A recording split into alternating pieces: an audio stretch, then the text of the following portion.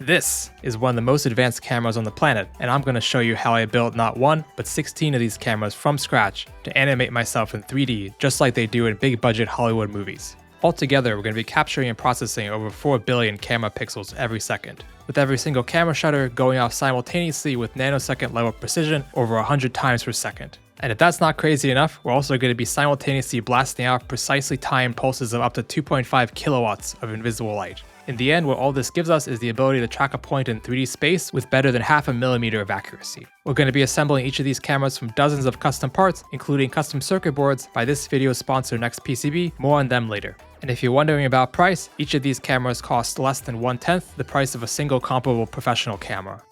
So anyway, let's actually get started. It's easiest to start out by thinking about how we can track just a single object in 3D space like my hand. As I move my hand around, I want my computer to be able to continuously track the XYZ coordinates of my hand in 3D space. If you ever use the GPS functionality in your phone's map app, then you're basically solving the same problem, except GPS tends to not be very precise and only works well outdoors. Depending on your situation, there are dozens of different ways to improve upon this. If you need better outdoor tracking, for instance, you'll usually see GPS RTK being used, which is a more precise version of GPS and is frequently used for things like drone tracking and light shows. In the VR space, you'll often see very fancy headsets and controllers that have a bunch of custom electronics in them to do tracking with stuff like accelerometers, cameras, or lighthouses. And of course, since it's 2026, there's even AI solutions for body tracking, though we won't be using any AI in this video. Instead of using any of these techniques, we're instead going to be using optical motion capture, which I'm just going to be calling mocap for short. This is what you'll see in behind the scenes videos whenever you see actors wearing weird black and white suits like these. Compared to other techniques, mocap tends to be extremely accurate and can track hundreds of points at hundreds of FPS, all while these points are moving at very high speeds. You can also use it to track basically anything without extra bulk, so 9 out of 10 times whenever you see a robotics demo like this on YouTube, you'll notice that there are mocap cameras in the background somewhere. In order to track something with mocap, you mainly need to attach some of these mocap markers to your object. Then the general idea is that we'll have multiple cameras take a picture of these markers from different angles. In each frame, we'll need to run some computer vision algorithms to find the circular points corresponding to the markers. Then, let's say that these are the positions of the cameras from which we took each of the two pictures. We can think of each circle that we saw in the camera as a ray of light coming into the camera. If you draw these rays from multiple cameras observing the same marker, then you can find where the marker is located by finding the intersection point of these lines. You'll generally hear this being called triangulation. Something important to note is that this depends on us knowing where the cameras are located. And even if we initially measure the location of the camera, if it moves later on, then that will mess up the result. Even things as small as fan vibrations or the thermal expansion of the camera as it warms up over time can have a noticeable effect, so minimizing motion is something we'll need to keep in mind later on. Typically, the complete architecture looks something like this, where you have several cameras set up around a room so that you can track a wide range of movements, and then have a bunch of wires going back to a central computer that does all the processing. Note that if you don't need to track anything large or complicated, you can get away with a minimum of 3 cameras. The cheapest ways I've seen to do this are using USB cameras like these. Basically, if you have a computer with a USB port, you attach a USB hub to your computer and then directly attach all the cameras to that. In these setups, what typically happens is that all the raw image frames from the cameras get continuously fed back to the computer.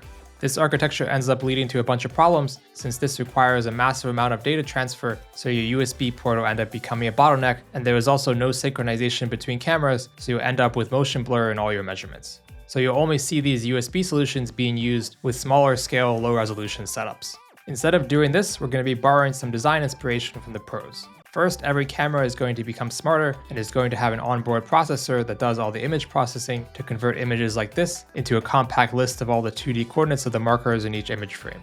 If you look into professional cameras, you'll usually see an FPGA chip used for this. Then these cameras are attached via Ethernet cables to a network switch which sends the data to your computer. The idea here is that the data transfer to your computer is just a few small coordinates, so it's much easier to scale this up to many high-resolution cameras. I have torn down one of these before, and usually it'll look something like this, where you have a circuit board with a camera on one side like this. And if you flip it over, this big chip on the back is the FPGA that does all the processing. And here is the Ethernet jack, just like the one you'll see in most desktop computers. And there's also a bunch of other chips that do other things. The obvious issue with this design is that everything in this camera is really expensive. A typical entry-level professional camera will cost you over $2,000, so we're going to have to do some cost cutting. However we decide to make these cameras, we need to make sure they're optimized to be able to see these markers. The thing that I haven't mentioned yet is that these markers are made of a retroreflective material. That's basically just a fancy word that means if you shine light on the marker, almost all the light bounces directly back to the light source. In contrast, most other surfaces like the table in the background are a matte finish, meaning that most of the light is either absorbed into the material or reflected off in random directions. We can use this effect to make it really easy to detect where the markers are located. For example, if I shine a flashlight in parallel to my camera, you'll see that the marker now appears to be almost pure white in the frame, so our image processing algorithms just need to find the white spots and draw circles around them. To make it even easier to see the marker, we can also turn off the lights in my room. Now when I turn on the flashlight, there should be a little bit more contrast between the marker and the background. Just note that what I just showed is what this looks like with visible light that you can see. In practice, what we'll want to do is illuminate and look at the markers using infrared light so that we don't need to turn off the regular lights in our room. If you've ever tried buying a security camera like this one on Amazon, these use a similar principle to make night vision work. Specifically, most of these have infrared LED rings around the camera lens that illuminate the area at night so that your camera can see black and white images like this in the middle of the night. You can actually buy these infrared LED rings by themselves on Amazon. I bought this one around 10 years ago when I was building the first version of my cameras, though we aren't going to be using it in the final build. If you turn it on and try taking a picture with a regular camera like the one in your smartphone, you won't really see very much aside from a little bit of red, which is just a little bit of inefficiency in the LEDs since they don't perfectly emit just infrared light. To understand what's going on, we need to take a step back and see what's happening with the light. As an example, I have a Raspberry Pi camera board, which is fairly similar to what you'd see internally inside of your smartphone. The first thing that you'll see up close is this lens to focus the light, and if you take that off, behind it is a flat image sensor. Fundamentally, this image sensor is just a big grid of individual pixels that see your image. As a simplified example, if we shine infrared light out of our camera, it will reflect off of objects like our retroreflective markers, and we expect it to leave a white pattern in the image pixels. The main issue is that most cameras you buy nowadays can see in color. To achieve this, the sensors layer red, green, and blue filters in front of the sensor in order to be able to see colors with black and white sensors. Also, before we forget, there is also a lens in front of the camera sensor. Most consumer lenses have an infrared filter in them that will block out infrared light entirely to avoid ruining normal photos, so we'll also need to make sure we use lenses without those installed. To demonstrate this, I have a USB camera set up here with a live view shown on my laptop. This camera internally has no optical filters, so the image is completely in black and white on the screen. If I turn the LED ring back on, you can see that on this camera it now shows up as a massive white spot like we want it to. I also have a piece of glass here which is coated to act as an IR filter like the one that most regular cameras have inside of them. And if I hold this in front of the camera, we can no longer see the LED ring light just like with our smartphones. Also, important safety side note, you will see me working with a lot of high intensity infrared light in this video. If you are working really close to the ring lights, this can damage your eyes. Behind the camera, I'm almost always wearing these infrared light blocking glasses that wrap around my face to block it from all angles. These glasses function in the same way as the IR filter glass, but are much more effective at blocking out all red light and beyond. So please don't try anything in this video at home unless you are working with these cameras at a safe distance with proper safety equipment. Anyway, coming back to the camera, you will notice that without the IR filter, we can see the LED ring, but we also see a lot of light on the table and other objects since we are still letting in all the visible light into the camera. So we now need to add a new piece of glass like this called an IR bandpass filter. These usually come with a datasheet graph that looks like this, which basically shows that it only lets through infrared light, or more specifically a narrow band around 850 nanometers, which is what we are using. And as you can see with this glass in front of the camera, we've blacked out all the content in the image aside from the infrared parts. Anyway, the specific camera sensor I'm going to be using in this project is the AR0234, which has a monochrome variant you can buy for around $30. I'm intentionally using a very small sensor so that we can pair it with one of these cheap mass-produced surveillance camera lenses. On the other side of the spectrum, this is one of my video cameras, and it internally has a massive sensor. This also means you need a massive lens to focus all the light, so overall just this sensor and this lens combined cost around $1,000. For reference, the OptiTrack Prime 13 camera most likely uses this 1.3 megapixel sensor, which is somewhere in between the sizes of the two other sensors and costs around $100, with the lens costing an additional $100 on top of that. So with the sensor we're going to be using, we are going to be getting more resolution than the comparable professional camera, but less light being exposed to each pixel since the camera is smaller. Though hopefully by the end of this video, you'll be convinced that size doesn't matter and it's more important how you use it. I couldn't find any boards for this sensor that come in the monochrome version and aren't heavily marked up in price, so I ended up designing my own. These boards are a bit complicated though, since these sensors are really tiny and have these tiny balls in the bottom that have to attach to these tiny pads on the circuit boards. This is mainly problematic since we need to somehow connect wires from all these pads to other things on the board, and there is barely enough space between the pads to run a single wire at a time. There is a clever way to solve this though without paying for really expensive boards. Basically, whenever you run out of space on one side of the board, you add a hole straight through your pad, which routes the signal to the other side of your board, and then you can route the wire to other places from there. Obviously, the problem with this is that if the pads have big holes in them, we can't attach the camera sensor to them. Well, if you order the boards through a company like this video's sponsor NextPCB, they have some advanced features that make this work. For the camera boards, I still needed to upgrade to a 6-layer design and use a tighter than average 3.5mm trace width, but NextPCB does support way more layers and precision than this if needed. The most important setting though is the via processing setting, which I've set to one of the cap options. The last setting means that instead of having holes in the pads, the holes are plated over with copper, so you just end up with smooth pads like this. The alternative is usually to use buried vias, which NextPCB also supports, but are universally more expensive to manufacture. Anyway, so for assembling the boards, the front side is pretty easy since I just need to apply some solder paste and then put on the camera sensor. Then these go into an oven to solidify the connections. Then assembling the back side is a huge pain since according to the datasheet, this thing needs around 50 tiny capacitors, as you can see here on the finished board. Applying the paste is still fairly easy to do by hand, but placing all the components by hand is quite annoying, so I set up my pick and place machine to do it for me. If you haven't seen one of these before, the idea is that it has a vacuum tip that picks up components from the feeders over here. Then they go over an inspection camera here to make sure they're in the right orientation. And then they are placed down onto the board in the right position, and this repeats for all the remaining components. And here's what the board looks like once it's fully assembled. I also do a visual inspection of the boards under a microscope since the pick and place machine I'm using has a lot of problems and sometimes the components get too close together and bridged like this, so I need to fix these spots by hand. I bought this thing as a pre-built machine, but unfortunately these feeders aren't particularly good. Usually when it picks up a component, it should look like this, completely centered on the nozzle, but over time you'll see it getting off center like this, and then eventually it'll fail to pick up anything at all. So you basically have to periodically stop it and manually recalibrate the feeder position based on the downward facing cameras. Anyway, if you don't want to spend hours debugging open source pick and place software issues, most PCB manufacturers will offer to do this for you for a fee on much better machines. I suggest checking out this video sponsor NextPCB, who offer a low friction Rev0 PCB assembly service. You can get a $500 SMT coupon towards your first order, which makes it practically free. Anyway, once the boards look visually good, I also briefly probe them with a multimeter to sanity check that everything is good. Then they go into this test board which connects to my computer. This thing has two main purposes. First, these boards have this tiny microcontroller on them which is responsible for turning on these chips in the right order so the camera doesn't break. This microcontroller runs around 100 lines of code that needs to be flashed before the camera can be used. Feel free to laugh at me in the comments section for still using the Arduino IDE for this. Then I run a script on my computer that has the testing board turn on the camera and verify that it is alive to make sure that the electronics were correctly assembled. Also, the camera connector we are using is compatible with the one used on newer Raspberry Pis, so I usually also hook up each board to a Raspberry Pi just to make sure we are getting some frame data out of it.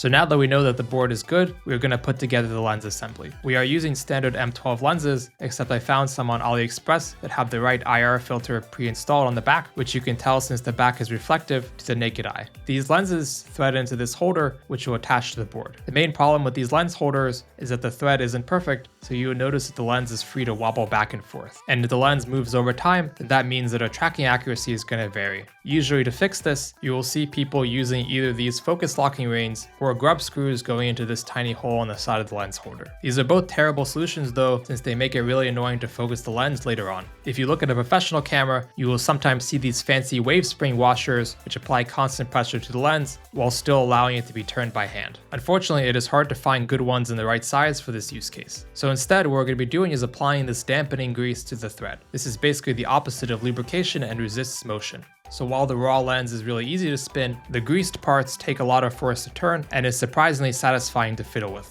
Note that you shouldn't use thread lock for this since you don't want to use something that will solidify and drop debris in the camera sensor the next time you try focusing the lens. Anyway, next we're going to place the lens holder in this 3D printed aligner, which will keep the lens roughly centered over the board. Then we can peel back the protective film from the camera sensor. And finally, we can place the board into the aligner and screw everything together. So now we need some board that can process the data coming from the camera. Like I mentioned earlier, the camera boards are Raspberry Pi compatible, so we can use something like one of these Raspberry Pi 5 computers to connect to the camera, but these boards are fairly bulky to work with. Luckily, you can chop off all the ports on these boards and just get these compute module boards that just come with the main processor, which is the main thing we need. Also, a quick disclaimer that the specific compute modules that I'm using have increased in price since I bought them due to the current RAM and memory supply crisis. Each camera needs less than half a gigabyte of RAM, and as you'll see later, we are way over budget on compute power, so this project also works with the cheapest version of the CM4s, which is still fairly affordable. If you wanted to make this more professional, an FPGA capable of handling your camera sensor will also cost around $40, but once you factor in the emotional damage you'll get from dealing with the proprietary FPGA IP and software, it's not worth it in my opinion. Anyway, the compute module will attach to this custom carrier board that we'll make. This thing splits off the wires for the camera into this connector on the top here. This board just has one input connector, which is the Ethernet port here. The Ethernet port is for connecting the camera to your network and for powering it, so you need to use a PoE capable network switch with this that supports injecting power into this cable. In terms of other stuff on this board, the Ethernet port gets split off two ways. On the top side, it goes to the connectors to the compute module processor. Then on the back side, it goes into this PoE controller chip, which basically communicates with your network switch to tell it that it is safe to send a ton of power over the wire. The power used in PoE is a relatively high voltage, which is usually around 50 volts, so we then have this chip here, which reduces the voltage to 5 volts, which is what is used to power the compute module board. Anyway, the top side is fairly easy to assemble since it mainly has a few big connectors. The bottom side ends up being much more annoying since it's got a ton of tiny chips all in one place that are a pain to assemble consistently. The most important step in this process is to make sure you have a perfect layer of solder applied to all these gold pads. What I got from NextPCB is this metal stencil, which has holes in it for laying down solder paste. This thing then goes into this holder, which will hold the stencil above the board. Then I look at this thing under a microscope and gradually adjust the stencil position until it is perfectly lined up with the pads.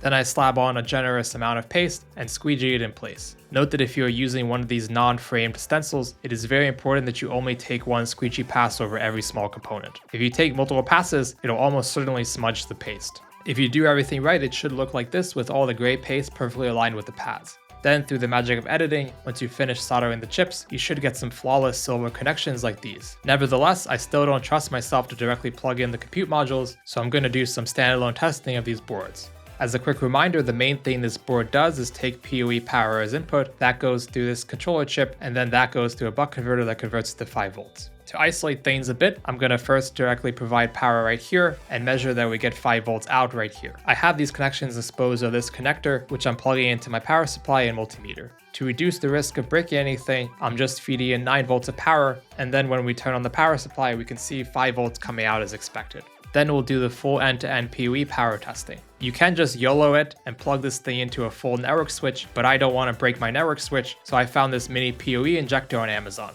The specific model I got has a DC power input, so I can plug this into my bench power supply, which will limit the max power consumption to 5 watts during testing to reduce the risk of breaking anything. Then the compute board plugs in via Ethernet into the injector module, and when we turn on power, this little light shows that we've successfully negotiated PoE power with the injector. The other wires on the compute board go to an electronic load tool, which draws a little bit of power and measures that we are still at 5 volts on the output. So at this point, we could try taking the components we have right now and taking pictures of objects from different angles. There is a problem with this though if the object is moving. There is nothing synchronizing when the cameras take their pictures, so it's possible that camera 1 takes a picture right here and sees the object as a ray like this. Then the object could move a bit and then camera 2 takes a picture. If you intersect these rays, you'll see that the intersection is way off from where the actual position of the object is. If you do the math, for a 120 FPS camera, the max camera misalignment is around 4 milliseconds, which at a human writing speed is going to result in somewhere around 1 to 5 centimeters of triangulation error. The nice thing though is that many camera sensors like the one we're using have an external trigger pin exposed. If you connect a wire to all of the external trigger pins of each camera and send an electrical pulse through the wire, all the cameras will take a picture at the exact same time. Naively, this requires running another really long wire to all the cameras, and as you saw, the only wire I am running between my cameras is an Ethernet cable. So instead, we're going to be relying on a feature supported by newer Raspberry Pis called PTP, or the Precision Time Protocol. Basically, every Raspberry Pi CPU has a clock running on it that is constantly counting up. Initially, before any two cameras have talked to each other, their clock times will be at slightly different values. One of the cameras will send out a message to the second camera and record the exact local time which that message was sent. Later, the second camera will receive the message and record the exact time it received that message. The second camera will then do the opposite and send a message back to the first camera. Like before, both cameras record exactly when they sent or received this message. Best case is that the wire takes 0 time to transfer the messages, so the first camera can just calculate the offset between its clock and the second clock by just subtracting the TX1 and RX1 values. Though in practice, the wire will add some delay, so we'll use both messages to calculate the actual offset like this. The math is not super important, but the important part is that by the end, we'll get an offset, which in this example is 67. So camera 1 just needs to add this value to its local counter, and now both the clocks are synchronized. Now what each camera will do is when its local clock hits a round multiple of say 10, it'll send out a pulse to the camera. This way every 10 clock units, since the clocks are synchronized, all the cameras will also take a picture at the exact same time. Coming back to the real world, the Raspberry Pis have a PPS pin which will output a pulse every 1 second that we can use to monitor its clock.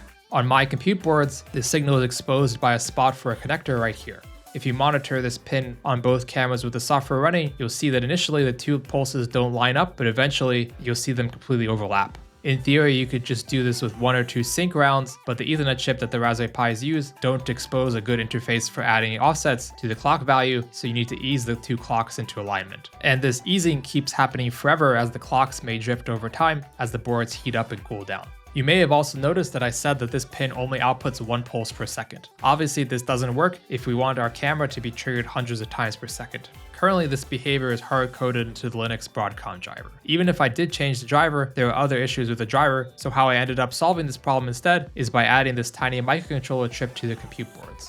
The input to this chip is the once per second signal from the Raspberry Pi. Whenever the chip sees a pulse, it will output say 100 pulses at a faster rate that we can feed to the camera.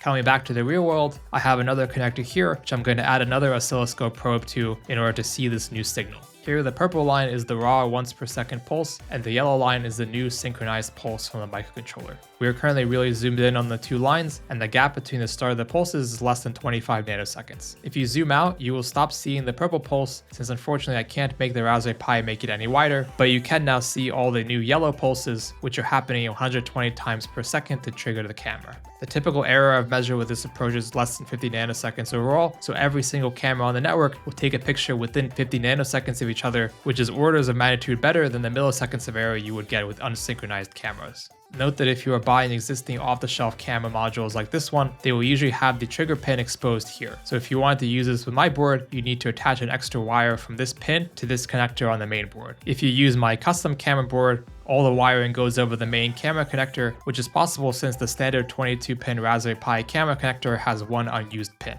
At this point, if you try taking pictures with all these cameras, you'll just get black images like this, since there is still no infrared light in my room. So we're also going to be making these infrared LED boards. The inner ring of LEDs are the infrared LEDs, and this outer ring is just some plain RGB LEDs to be used as visual indicators. The plan is that the camera will look through the hole in the middle of the ring, and the entire LED board will connect to the main compute board via this connector on the side. Since we are using a really small camera sensor, we've got to compensate as much as we can by having this LED board blast out as much light as possible. The LEDs I'm using are pretty high power and have a rating of 1.5 amps of continuous current draw. The main problem with this is that this ends up being 5.5 watts of power per LED, which across all 12 LEDs on this board is 66 watts of power. If you look at the PoE Plus specification, you'll see that we are only allowed to draw around 25 watts of power.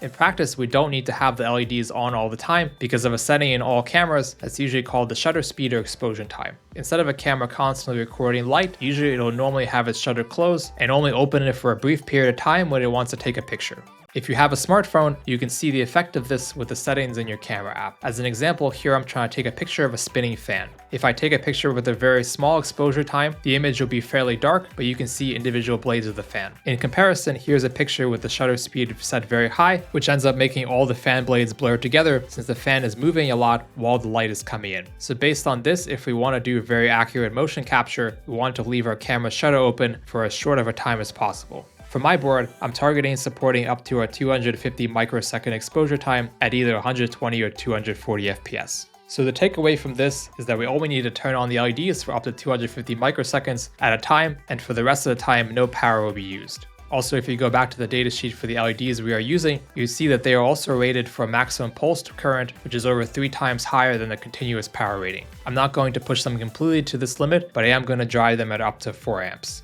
If you do the math across all 12 LEDs, they will peak at 160 watts of power while they are on, but overall they are only on for 0.06 seconds per second, so on average the LEDs are only using around 10 watts of power. From an engineering perspective, to do this you need all this circuitry on the back of the board. This stuff here is just a cookie cutter LED driver circuit and nothing special. There's also a massive capacitor here, which is storing a ton of power locally so that we can drive the LEDs briefly without having to rely on a massive inrush of power from the main board. And there's also a fuse right here, which is limiting how quickly the capacitor can recharge. So between this connector and capacitor, there's roughly 0.2 amps continuously flowing, and between the capacitor and the LEDs, there was 4 amps of pulsed current flowing. This is important because it means that our network switch won't notice these massive power spikes, since it'll probably flip out if all of a sudden 16 cameras start asking for 2.5 kilowatts of power. To better visualize this, I hooked up some oscilloscope probes to these points on the board. And this is what the measurements look like at the start of the pulse. The yellow line here is dropping to show that the LEDs are turning on. The other purple line is the voltage across the capacitor. You can see that while the LEDs are on, it's draining fairly quickly.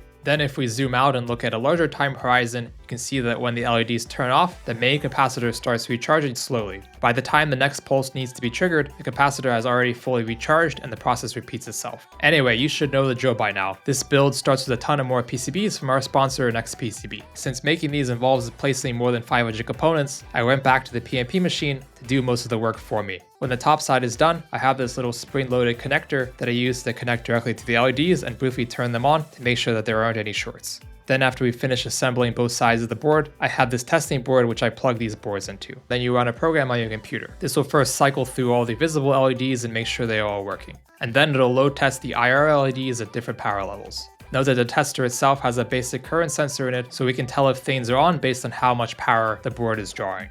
One thing to be aware of though is that despite what you've been told about LEDs being super efficient, they are only going to be upwards of 50% efficient overall, so there's still going to be a bunch of heat generated by these. This is what they look like under a thermal camera. After around 4 minutes at max power, it reaches around 70 degrees Celsius. So I bought some aluminum and thought I'd machine some DIY heat sinks for these boards. Eventually, once I was done, I had a big pile of aluminum heat sinks like this. These are fairly big since we ideally want these to work without a fan, since if we add a fan, it'll add an extra vibration that'll shift the camera position.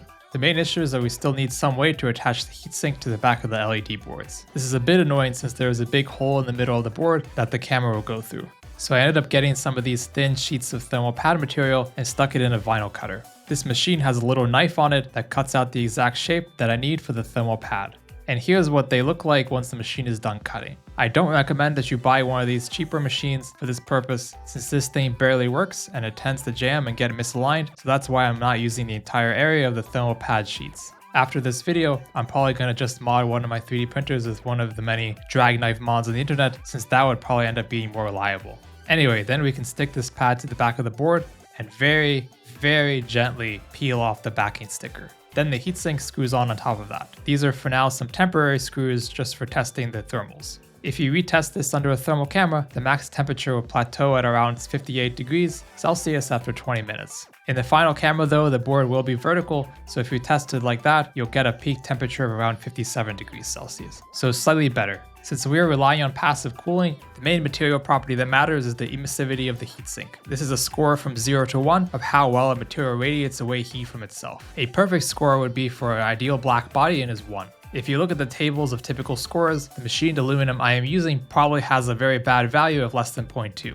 If you get these properly made, you almost always want to opt for getting them anodized, which will boost the score to 0.9. But anodizing things isn't particularly DIY friendly, so we're going with the much jankier solution of just spray painting the heatsinks matte black. This technically also adds a little bit of insulation, so I'm not painting the bottom surface. If you retest these, they get to only 54 degrees Celsius after 20 minutes. All these heating tests I ran at 120 FPS, which is the highest speed a camera sensor supports at full resolution. If we run at 240 FPS, the temperature in that case gets to around 66 degrees Celsius. The majority of consumer electronics can handle at least 70 degrees Celsius, though lower is always better for extending the lifespan of these cameras. Okay, so we can finally actually assemble the cameras. I'm going to be assembling around 16 cameras, so I've gone ahead and made 16 or so copies of all the stuff I've mentioned so far, and also 3D printed a bunch of pieces for the exterior case. The assembly of each camera is going to start with an LED board into which we're going to apply one of the thermal pads. And this means we need to do a bit of peeling again.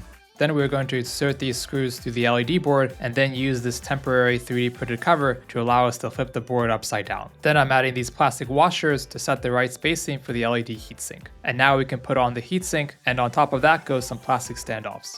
Setting that aside for a moment, I'm going to grab one of the camera boards we assembled earlier and attach this flat flex cable. In case you're wondering, you can't buy these black cables off the shelf since they are a custom length that's just big enough to fit around the compute board. These are fairly easy to design since they are literally just a few lines in KitKat, and I have a Python script that'll auto-generate these design files in any length you want. Then you can order them just like regular PCBs from manufacturers like NextPCB. If you're willing to buy 20 or more of these, then the price per cable ends up being pretty similar to buying pre-made cables. Anyway, back to assembling the camera. The camera board then gets screwed into this 3D printed camera holder. This whole camera assembly then gets added to our big sandwich. Then I got these expander headers, which I'll add to the LED board so that the connector can reach the next board we add. And now we can install the compute board, which aligns with the screws and plugs into the LED board. Now for installing the compute module, I'm going to be using this passive heatsink on top of it. So first we'll need to add these washers that come with the heatsink. And then we can snap in the compute module board. On top of that goes the second heatsink. And now we're done with the sandwich and we can carefully flip it over and tighten the 4 screws. Now we're going to wrap this in the external case to make it a bit safer to handle. This starts with adding this LED diffuser, and then we can slide on the front half of the case. Then we can flip everything over, add the back half of the case, and screw everything together. And now the final product looks something like this. You can now rewind this video to the start and rewatch it 15 more times to fully understand the scope of my pain. To make these things actually useful, we need some software. The camera boards have a tiny connector here, which when used with this special cable I made, will let you plug in the cameras into a computer and flash them via the Raspberry Pi's bootloader. You just need to run a few commands to do this, and no SSHing into the Pis is required to set anything up. Once a camera is connected to your network, it exposes itself as a server with a mini website that you can connect to for debugging and controlling the camera. And before some expert tries to complain to me in the comments about exposed IP camera security, be aware that all these cameras are still blocked from the public internet, and even when running locally are using full MTLS encryption, and even the PTP packets are fully authenticated, so I can guarantee you that these are more secure than anything in your home lab. Anyway, if you crank up the exposure, you can see that you could use this as a real-time night vision webcam if you wanted to. But like I mentioned earlier, the mode that we are more interested in is using lower exposure and looking at images like this, which contain tiny circular markers that we need the camera to locally detect and send back to other computers. If you look closely at the pixels in one of these images, you'll see that they are grayscale images. So normally the first thing you'll do when processing these images is pick a threshold value and make all the pixels above the threshold to be white and make everything else black. Then we'll run a connected component algorithm which scans through the image pixel by pixel and does the following. If the current pixel is black, we just do nothing. Once we hit a white pixel, we'll look at all the neighbors around it that we already processed. If, like in the first white pixel's case, all the neighbors are black, then we'll just assign a new unique color to that pixel. If there are some non-black pixels neighboring the current pixel, we will copy the color of the neighboring pixels. Note that you also need some merging logic if you see multiple neighbors with conflicting colors, but once you are done with this process, you'll have a colored image in which you've successfully separated out the distinct circles in the image. We'll wrap this up by computing the center points of each cluster, and then these points will be sent off to other computers on the network. If you Google how to do this, you will probably find OpenCV, which is probably the most popular open library for doing computer vision. The code for doing this in OpenCV is pretty simple and just looks like this. If we are doing something like capturing a human body, the camera frames that we are going to be processing will look something like this, with markers spread out on each joint of your body. If you try benchmarking the OpenCV code on this image, you'll find that it takes OpenCV around 12 milliseconds to run this per image on a single CPU core. Even if you parallelize this across multiple cores, this is still going to add multiple milliseconds to the latency of our system. For things like human animation, this probably doesn't matter much, but if you're using this in robotics for things like tracking fast-moving drones, then every single millisecond is going to count towards impacting how stable your drone ends up moving. So instead, I'm going to show you how my cameras can do this in under 40 microseconds, which is 300 times faster than what you can achieve by following any other computer vision tutorial on YouTube. So the first trick comes when you realize that the majority of our images are usually 99% black pixels, and when we scan over black pixels one by one, we're wasting a lot of time doing nothing. Nowadays, CPUs have a lot of fancy features for processing a lot of data very quickly. Specifically, the CPU on the Raspberry Pis supports this fancy Vmax VQ instruction. Effectively, what this lets us do is instead of just processing one pixel at a time, we can process 16 pixels all at once and skip them all if they are black. Then we only need to occasionally slow down if we end up seeing white pixels. Just doing this will drop the processing time from 12 milliseconds to 0.2 milliseconds, and we are still just using a single core of our CPU. To understand the second important optimization we can make, we need to look more holistically at what the camera is doing. Like I mentioned before, when we trigger the camera, it opens its shutter and starts exposing the image. After the configured amount of time, which in our case is up to 250 microseconds, the camera closes the shutter and the sensor enters an internal transfer stage that is not super important to understand, but basically transfers the captured light intensities to an internal sensor buffer and takes around 100 microseconds to complete. Once that is done, the camera sensor starts the readout phase. This is the stage where the camera sensor starts transferring the image to the Raspberry Pi. If you have a camera sensor like ours that is advertised at running at 120 frames per second, that generally means that this phase will take 1/120th of a second, which is around 8 milliseconds. Finally, once the image is in memory, we can start processing the image, which takes on average 200 microseconds before we get a final list of points. So let's say that this grid is our image in the Raspberry Pi's memory. Before we start taking an image, it will be empty as signified by this red color. Based on the previous description, the assumption that almost every single software engineer makes is that there is some data packet that starts flying in from the camera sensor, and 8 milliseconds later,